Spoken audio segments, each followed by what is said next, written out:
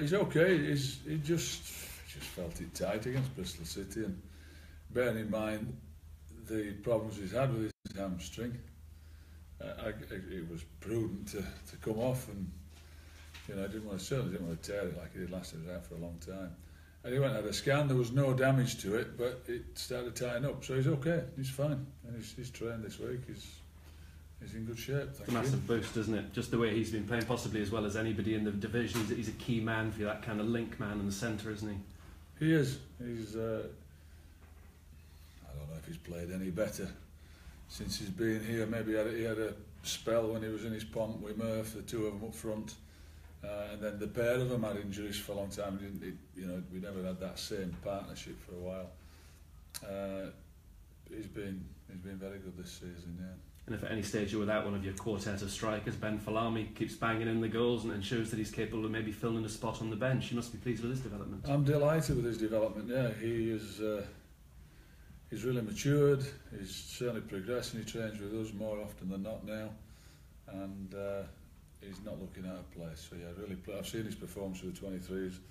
He's doing very well. Physically a strong lad as well. Maybe not to play every single championship game, but he looks to be up to that side of the game. Yeah, he's physical, strong boy. That'll get tested when you get in the championship, of course. Where he's playing in the 23s, playing in the championship is another matter.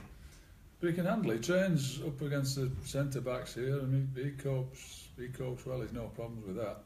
So I'd have no problems with him if he had to be involved. And on centre-backs, will Tommy travel? He's played some under 23 minutes. Yeah, Tommy will travel. Pretty much everybody who's fit, Brennan will travel. my usual 18 players and 2 keepers. So, yeah, Tommy will be travelling with us. That's a great boost to have him available again. And I guess at some point you've got a tough decision to make, haven't you? Once you get Adam and Tommy and Luke Chambers all fit at centre-half. Yes, it is. It's... Listen, it's a better decision to make than having to scratch it around. It's as somebody said to me the other day, it's better looking at them than for them. Is Tom Adeyemi all right? You understand that, Brendan? Not at all.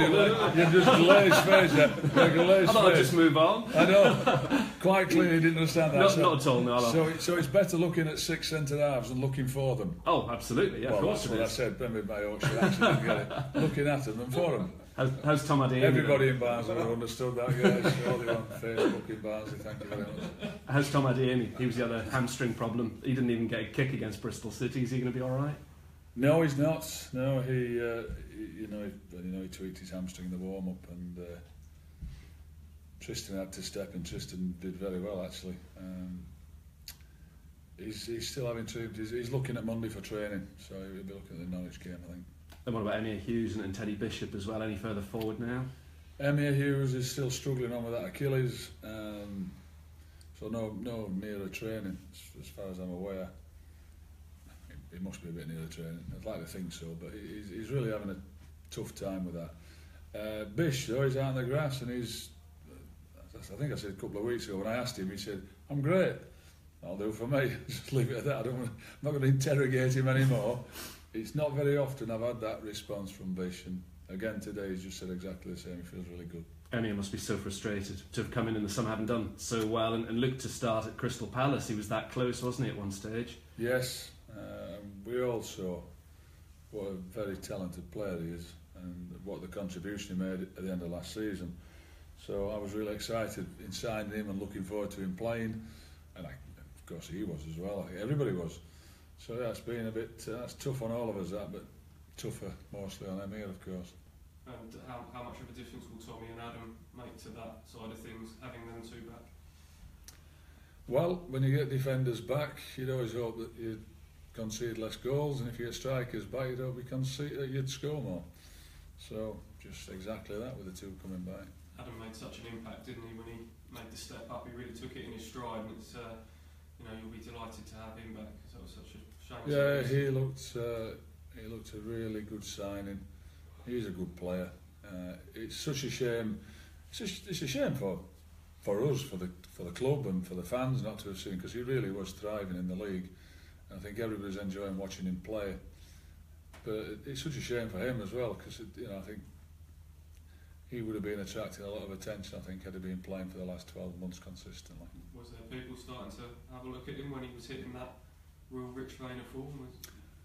I've no idea in terms of individual clubs coming to look, but of course there were. Yeah. Of course, because he was being talked about. I mean, the reports that were going out even in the press and just how he was playing. It doesn't go unnoticed, that, Stuart. Yeah. People start to watch, and I was speaking very highly of him. He's a good player. And looking at a young Irish striker, Aaron Drennan, that I think is the director of football now at Waterford, so there's been interest from Ipswich Town. What do you like about him? Pretty much everything. Yeah, he's been in a train with us, and he's here with us now. Very pleased with him. Is he likely to come in and play some non-competitive football until January, when he can sign the papers and get fully fledged as a Town player? Is that the way it'll work? He's here with us now. Yeah, he's here training with us, and we expect to sign him in January. Any chance of first team football once January comes, or is he somebody who'll have to play a few under-23s, maybe you're looking more to the future? Well, that's the magic question, isn't it? I hope so. I always do, but I mean, he's come and trained with us. He didn't look out of place. That's the reason we've took him in, and I'm looking forward to working with him and get TC working with him in front of goal. I think he will be eventually a first team player, whenever that is. I don't know. Good little run of fixtures coming up, isn't it, with Sheffield United, and then Norwich and the likes of Cardiff and Preston on the horizon as well for you? Oh, some big games, good games for us. Starting Saturday at Sheffield United, because Bramall Lane's it's a great ground. It's one of the older grounds, and it's very traditional. I've always liked going there. I can't always say I've gone there and won and enjoyed results there, but I've enjoyed playing there as a player and managing, because they're good fans, good atmosphere, a bit like Ellen Road 2 or 3 weeks ago. It'll be a tough game. They're a good side. How important to lay down a marker and beat one of the teams in the upper echelons of the division? You've just fallen short against the likes of Fulham and Leeds so far this season. Yeah, that'd be important, and we'll go to Bramall Lane and try and do that. Probably our best performance was against Leeds, against the better teams. Sheffield United came up with momentum. They've kept that momentum. I watched them at Bolton. I was very impressed with them. So we're going to have to play well to beat them. There's no doubt about that. Can be a powerful thing both ways, as we've just been discussing. Would you like to sort of build a bit of that up and a bit of consistency now? Because obviously we've gone from the Sunderland game to the Bristol City performance.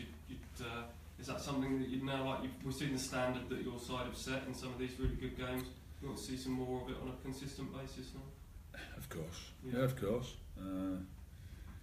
I'd still take winning one, losing one, if that was the case, as opposed to what we had last year when we had 14 draws, was it? Or was it 60? I guess 16 draws. So I would prefer that. I'd prefer to be winning 2 or 3 on the bounce, of course. But of course we want more consistency. But whenever we've got that ability to win games, then I'll take that as well, because we have. We're going to score goals against teams. The manager's done very well, hasn't he? He seems to have something about him, a spark. I think it was 100 points with Northampton, then 99 last year with Sheffield United. Yeah, two really good promotions. I don't really know Chris, personally, but I know his assistant Alan Nill, who I did pick me badges with my pro licence, who was a great lad. He was a coach at Scunny and been other places, so I think he's a really good assistant for him.